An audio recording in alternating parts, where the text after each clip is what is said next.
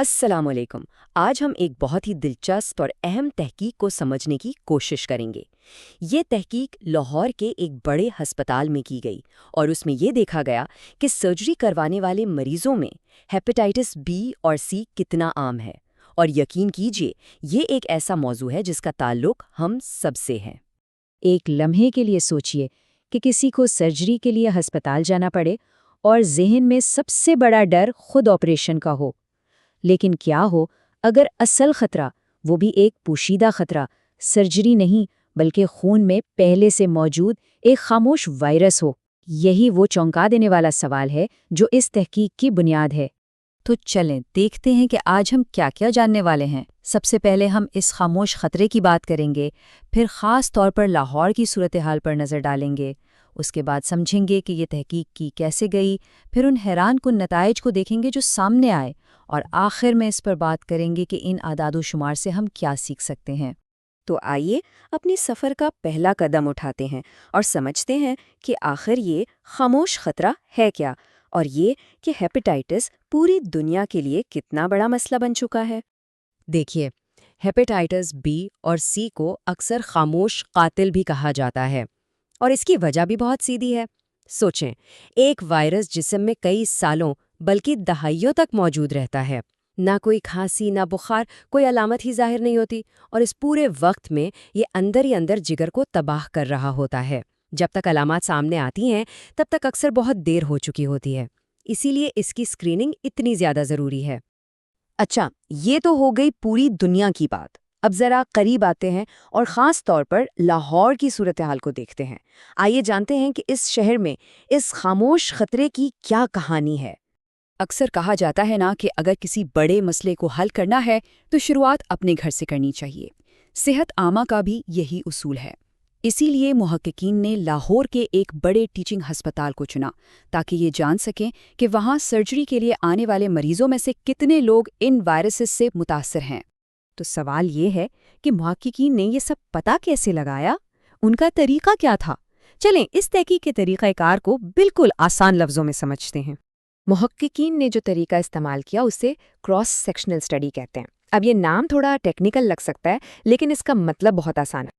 اس کو ایسے سمجھیں جیسے ایک کیمرے سے کسی خاص وقت میں مریضوں کے ایک گروپ کی تصویر کھینچ لی جائے۔ یہ تصویر یا سنیپ شاٹ ہمیں ٹھیک اسی ایک لمحے کی صورتحال بتا دیتی ہے کہ کیا ہو رہا ہے۔ تو یہ سنیپ شاٹ لینے کے لیے 3 سیدھے سادے قدم اٹھائے گئے۔ پہلا، یہ طے کیا گیا کہ کن لوگوں کو شامل کرنا ہے، یعنی سرجری کے لیے داخل ہونے والے تمام مریض۔ دوسرا، ان سب کے خون کے نمونے لیے گئے اور ہیپیٹائٹس بی اور سی کے لیے ٹیسٹ کیے گئے۔ اور تیسرا، پھر یہ حساب لگایا گیا کہ کتنے کیسز پازیٹیو نکلے۔ تو اس سنیپ شاٹ نے آخر دکھایا کیا؟ اب باری ہے اصل کہانی کی، ان نمبرز کی جو اس تحقیق سے سامنے آئے اور جو واقعی آنکھیں کھول دینے والے ہیں۔ تو پھر آخر اس تحقیق سے کیا پتہ چلا؟ لاہور کے ان سرجیکل مریضوں کی اس تصویر نے کون سی حقیقت ہمارے سامنے رکھی؟ نتائج واقعی چونکا دینے والے تھے۔ ہیپیٹائٹس بی کی شرح 4.8% تھی۔ اس کا مطلب یہ ہوا کہ ہسپتال میں سرجری کے لیے آنے والے ہر 100 میں سے تقریباً 5 افراد اس وائرس کا شکار تھے، اور زیادہ تر کو شاید اس بات کا علم بھی نہیں تھا۔ لیکن بات یہیں پر ختم نہیں ہوئی۔ ہیپیٹائٹس سی کی شرح اس سے بھی زیادہ تھی، 6.2%۔ یہ ایک بہت اہم نقطہ ہے کیونکہ یہ بتاتا ہے کہ اس گروپ میں ہیپیٹائٹس سی نسبتاً ایک بڑا اور زیادہ پھیلا ہوا مسئلہ ہے۔ جیسا کہ اس چارٹ میں صاف نظر آ رہا ہے، ہیپیٹائٹس سی کا بھار ہیپیٹائٹس بی سے واضح طور پر اونچا ہے۔ یہ صرف ایک گراف نہیں ہے بلکہ ایک طرح کی وارننگ ہے کہ اس علاقے میں ہیپیٹائٹس سی پر خاص توجہ دینے کی کتنی ضرورت ہے۔ تو ان نمبرز کا آخر مطلب کیا ہے؟ یہ صرف اعداد و شمار تو نہیں ہے نا، ان کا اصل مقصد عمل کی طرف راغب کرنا ہے۔ تو آئیے دیکھتے ہیں کہ اس علم کی بنیاد پر حقیقی دنیا میں کیا تبدیلی لائی جا سکتی ہے۔ تو یہ تحقیق اتنی اہم کیوں ہے؟ سب سے پہلی اور سب سے اہم بات تو یہ ہے کہ ہر سرجری سے پہلے اسکریننگ لازمی ہونی چاہیے، اس سے جانیں بچائی جا سکتی ہیں۔ دوسرا، یہ ہسپتالوں کو بتاتی ہے کہ وہ انفیکشن کنٹرول کو مزید کیسے بہتر بنا سکتے ہیں۔ تیسرا، یہ صحت کے اداروں کو ڈیٹا دیتی ہے تاکہ وہ اپنی آگاہی مہموں کو صحیح سمت میں چلا سکیں۔ اور آخر میں یہ صرف مریضوں کی نہیں بلکہ ان کی دیکھ بھال کرنے والے ڈاکٹروں اور نرسوں کی حفاظت کا بھی سوال ہے۔